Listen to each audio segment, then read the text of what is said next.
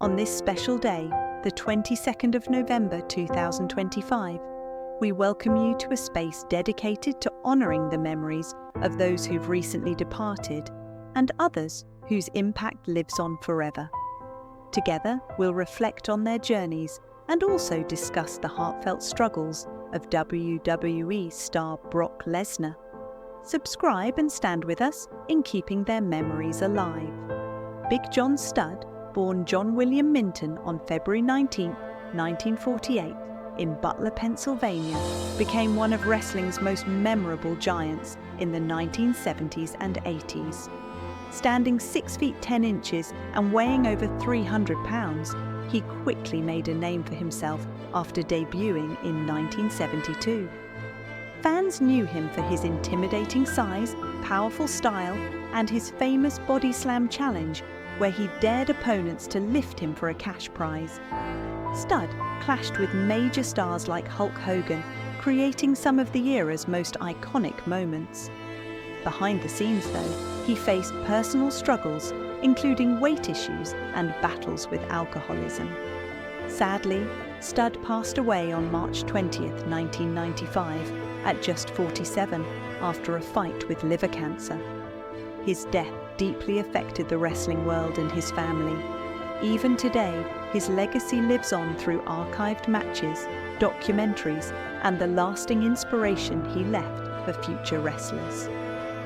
Joyce Grable, born November 9, 1952, was a pioneering American professional wrestler whose influence helped shape women's wrestling in the United States. Best known as the longtime tag team partner of Wendy Rector, she found major success in the ring, capturing the NWA United States Women's Championship once and earning 6 NWA Women's World Tag Team titles, 3 with Richter and 3 with Vicky Williams. Before her rise, another wrestler, Joyce Fowler, had used the name Joyce Grable from 1963 to 1974. When Betty Wade Murphy made her own debut, she adopted the same name as a tribute to her trainer and idol, Judy Grable, honoring the lineage of women who inspired her. Throughout her career, Grable's skill, charisma, and dedication helped elevate women's wrestling during a time when the industry was dominated by men. She passed away at 70, leaving behind a lasting legacy as a trailblazer whose impact continues to inspire future generations. Jean LaBelle, born on October 9, 1932, was a towering figure in professional wrestling, martial arts and stunt work, so much so that he earned the nickname the Godfather of Grappling. From an early age, he immersed himself in judo, wrestling and other combat disciplines, building the skill set that would define his long career. In the 1950s, LaBelle made the jump into professional wrestling, where his technical skill and natural showmanship quickly set him apart. Competing in major promotions like the National Wrestling Alliance, NWA, he gained a reputation for his precision, athleticism, and entertaining personality. Fans admired not only his talent in the ring, but also the charisma he brought to every performance. Outside the wrestling world, LaBelle became a respected stuntman and fight choreographer, lending his expertise to iconic productions such as the Green Hornet and the A-Team. His ability to blend real martial arts technique with on-screen storytelling made him a favorite among filmmakers. LaBelle also played a key role in shaping modern mixed martial arts, helping connect traditional grappling with emerging combat styles. He passed away at 89, leaving behind a powerful legacy that continues to influence fighters and entertainers today. Jay Briscoe, born January 25, 1984, was a beloved American professional wrestler whose impact on the sport still resonates.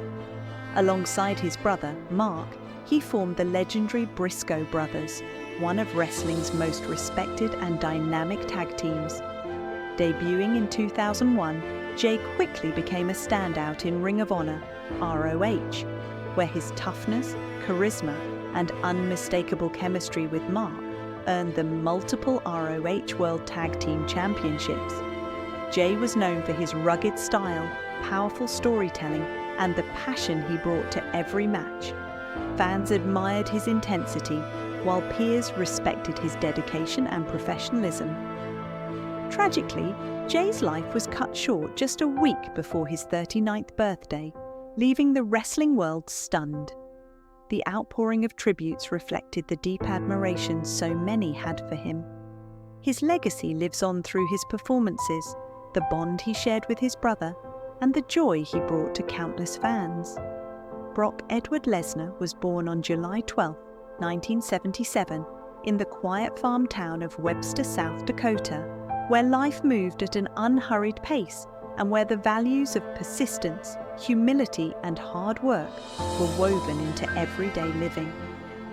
Growing up in a rural community shaped by long days, tough winters, and families that relied on grit to get by, Brock developed an early appreciation for discipline and responsibility. Surrounded by fields and wide open spaces, he found comfort and purpose in physical activity, gradually discovering that sports offered him a channel for his powerful, build, and restless energy. Although he tried several athletic pursuits, wrestling became the center of his young life, giving him not only competition, but also structure. The long hours spent practicing in small school gyms taught him commitment, resilience, and the ability to push through discomfort, traits that would guide him through every major chapter of his career.